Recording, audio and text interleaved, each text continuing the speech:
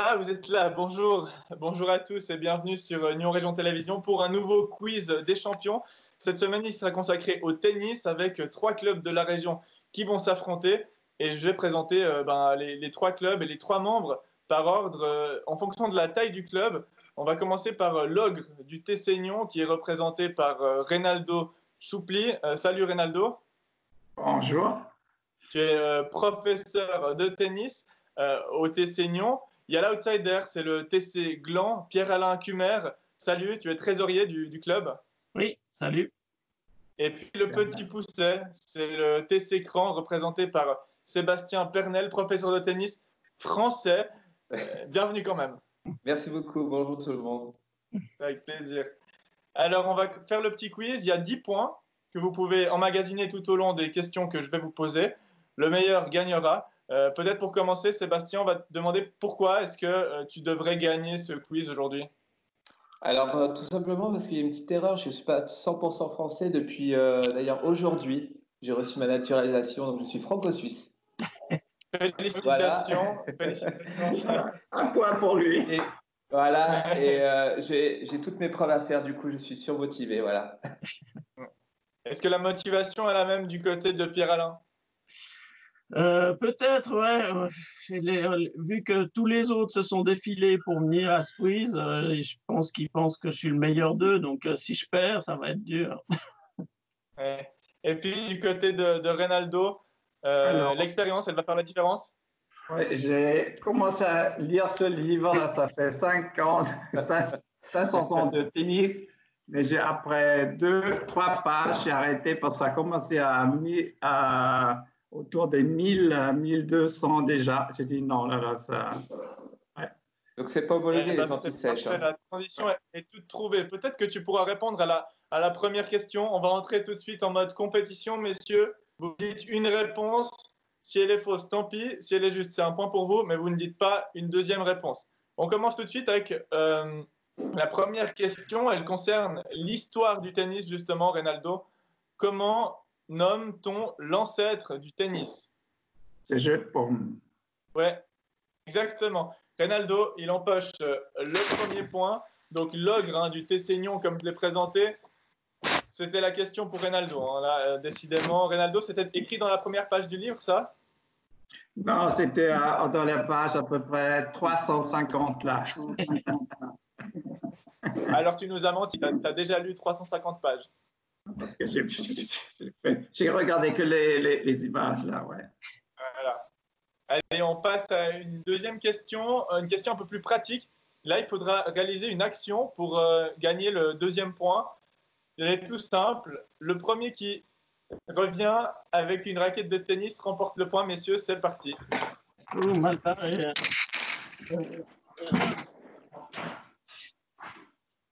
Alors, Sébastien est parti d'une manière très très rapide, mais est-ce que les vieux briscards parviendront à la ramener? Ah, c'est magnifique, c'est magnifique. Pas chronométré.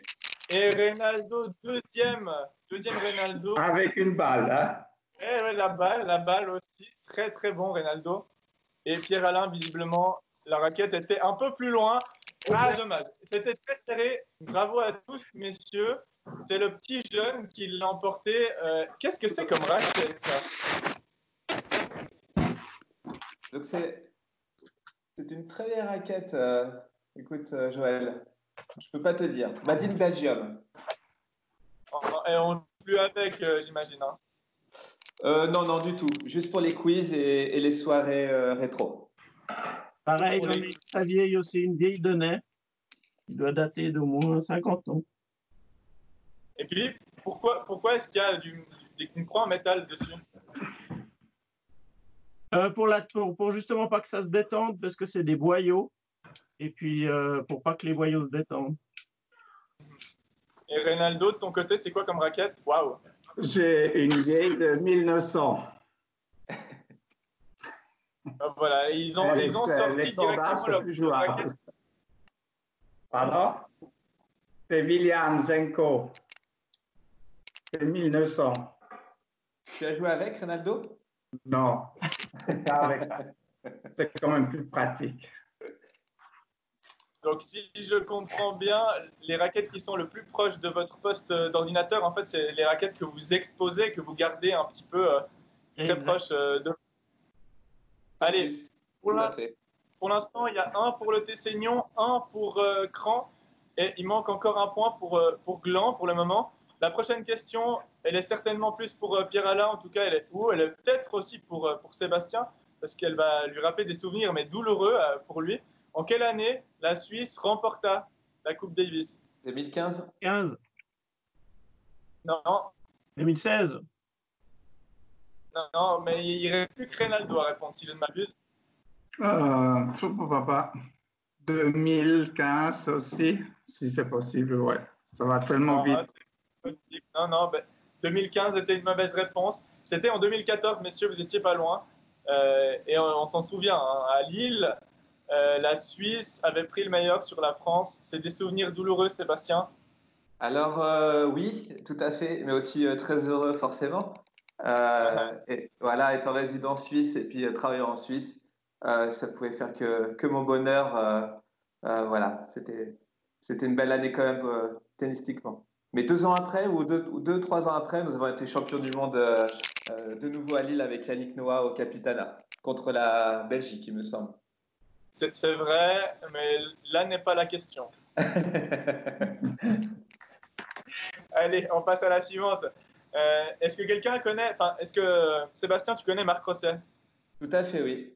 Ouais, excellent. Bon, alors, c'est une question pour tout le monde. Qu'a réussi Marc Rosset que n'a pas fait Roger Federer? Les champions olympiques. À Barcelone, c'est juste. Juste un point pour Pierre-Alain. Donc, il a remporté la médaille d'or en simple aux Jeux Olympiques, chose que n'a pas fait Roger Federer. Qui, lui, l'a remporté en double. C'était avec Wawrinka au Brésil. Et c'est juste, hein, c'était en 92 à Barcelone, Pierre-Alain. Donc, bonne réponse. Vous êtes tous à égalité. Un point pour tout le monde. Question numéro 5. C'est une question de tennis international, puisqu'on va parler de Roger Federer. Combien est-ce qu'il a remporté dans sa carrière de grands chelems? 20. Ouais, c'est Pierre-Alain que j'ai entendu en premier, qui remonte vite. Pierre-Alain, est-ce que tu penses qu'il va en remporter encore d'autres? Ouais, au moins, on va dire. Au moins. Vous êtes aussi optimiste, messieurs? Moi, je pense, vu avec la situation actuelle, ça va être dur, même pour les deux autres, même pour Djokovic et Nadal. Je crois que c'est très ouvert, ça peut chambouler tout. Ouais.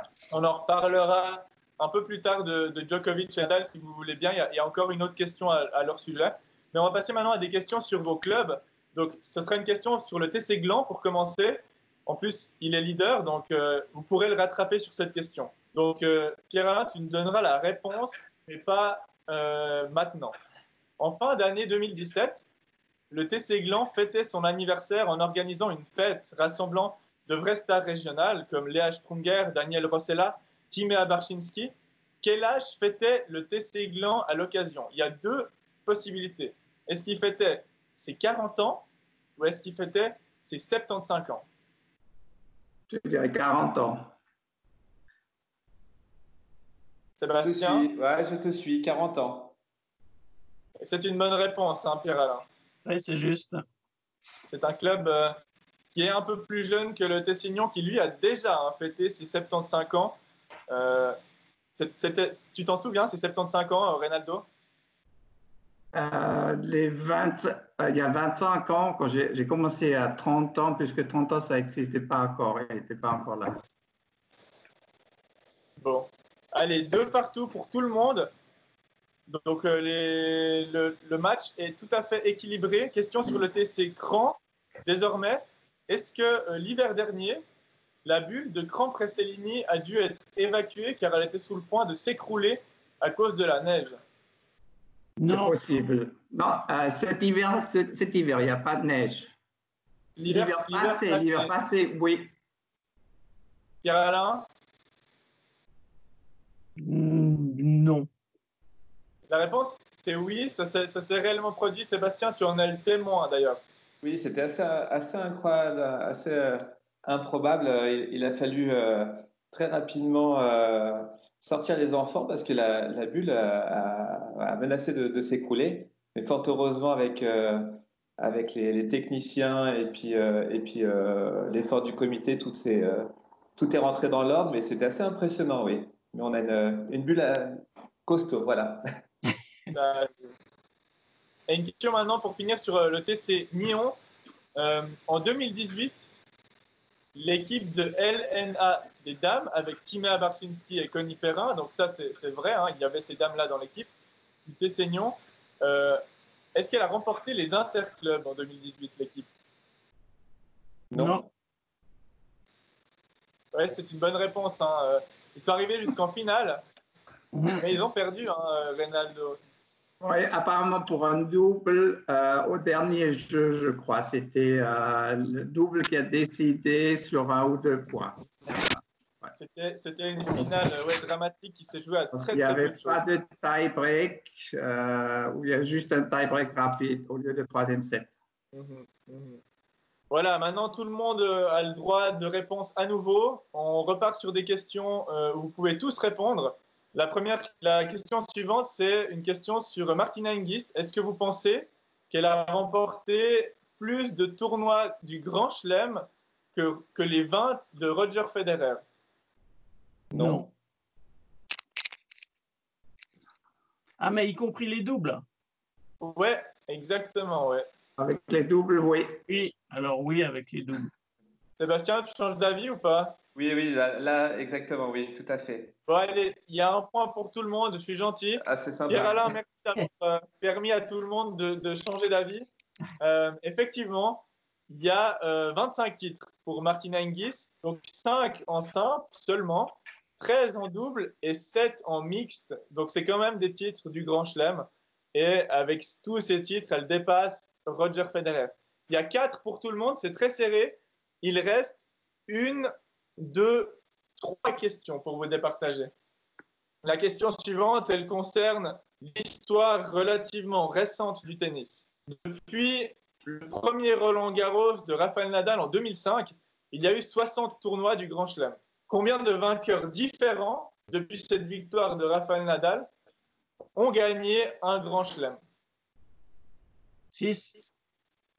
Alors, Pierre-Alain dit 6. Les autres? J'ai dit 7. Moi, je dirais 3 ou 4. 3, je dirais. Alors, Reynaldo, combien t'as dit finalement? 3. T'as dit 2, 3. 3 et 4. Et Sébastien? J'en dis 7. 7? Oui. Et c'est la bonne réponse. Il y a 7 vainqueurs lors des 60 derniers tournois. Il n'y a que 7 vainqueurs différents. Est-ce que tu pourrais essayer de les citer, Sébastien? Alors, j'avoue que j'ai un peu suivi Pierre au niveau de sa réponse. Donc, Il y a Wawrinka, 2. Wawrinka, oui. Federer. Oui. Nadal, Djoko. Djoko. Tim, non? Non, Tim n'a pas gagné. Il y a la poutre. Il y a Murray. Il y a Del Potro. Ouais, et il en manque un. Il est croate. Oui, le grand là. Ilic, comment il s'appelle? Cilic. Exactement. Marin Cilic. Ouais, Cilic, un seul grand chelem. Del Potro également. Murray et Wawrinka, 3. Et ensuite, Djokovic et Nadal et Federer. Nadal qui talonne Federer à un grand chelem. Il reste 2 questions. Donc, il y a encore tout qui est possible pour tout le monde. Et maintenant, c'est le premier qui dit la réponse qui a le point. On repart sur le mode compétition pour la fin. Il y a un seul joueur dans l'histoire du tennis qui a remporté les 4 tournois du Grand Chelem, qui a remporté les Masters et qui a remporté les Jeux Olympiques. Qui c'est? Djoko. C'est une mauvaise réponse. Encore une fois, la question, c'est... Il y a un seul joueur qui a gagné les 4 tournois du Grand Chelem, qui a gagné les Jeux Olympiques et les Masters, qui ont lieu en fin d'année. Allez, je vous donne un petit indice parce que Sébastien, il a un point d'avance et il est déjà éliminé. Il a gagné entre 1990 et 2000. Tout ça. Agassi. Ouais. Agassi aussi. Ouais, Ça... c'est Agassi et c'est Pierre-Alain qui a répondu en premier. C'est André Agassi et il a gagné les Jeux Olympiques de 1996 à Atlanta. Et puis, donc c'était ce qui fait la différence avec Federer, par exemple, qui n'a jamais remporté les Jeux Olympiques. On a donc Gland et Cran qui sont ex aequo à 5 points. Et Reynaldo, tu peux revenir sur la dernière question. Dernière question. Le suspense est à son comble. Comment se nomme la dernière tenniswoman suisse à être arrivée en finale d'un tournoi WTA? Bencic. C'est une mauvaise réponse, Sébastien. Ce n'est pas Belinda Bencic. En finale. C'est une finale WTA. Tillman, ou bien comment ça s'appelle? La Suisse allemande. Teichmann. Ah, c'est une mauvaise réponse, Reynaldo. C'est pas Gilles Teichmann. Bon, alors Hingis. Non plus. Et d'ailleurs, elle est toute jeune. Ça s'est produit au mois de février de cette année. Je ne sais pas si vous avez lu dans la presse. C'est Léonie Kung, une Suissesse de 19 ans, qui en Thaïlande, à Hua Hin, cette année est arrivée en finale et a perdu en finale pour un de ses premiers tournois à WTA. Ah ouais. Donc, si on conclut le quiz ainsi, il y a le TC Gland et le TC Cran qui sont encore à ex aequo. Et il y a une dernière épreuve pour vous départager, mais si on arrive à cette fameuse épreuve, celui qui imitera et qui fera le meilleur et plus beau cri d'un juge de ligne aura le point. On va peut-être laisser l'honneur à Sébastien de commencer. Sébastien, est-ce que tu es prêt? Alors, quelle erreur? Une faute de fond de cours? Une balle qui est out. Ok. Out! Très bien. Est-ce que Pierre-Alain saura mettre un peu plus de vie et d'engagement pour remporter le grand quiz? Mais je crois que c'est indiscutable. Pierre-Alain l'emporte. Messieurs, bravo. Bravo à tous. Bon, les enfants faisaient la sieste. Hein. Je ne pouvais pas crier.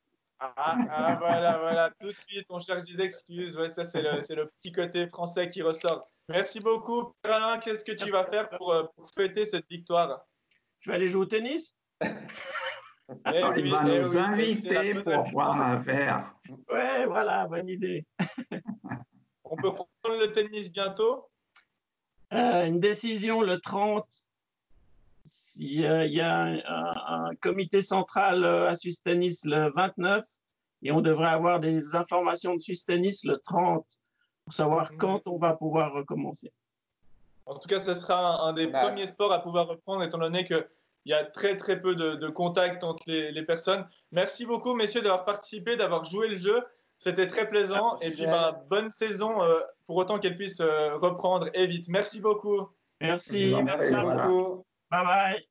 Okay, bye bye. À bientôt.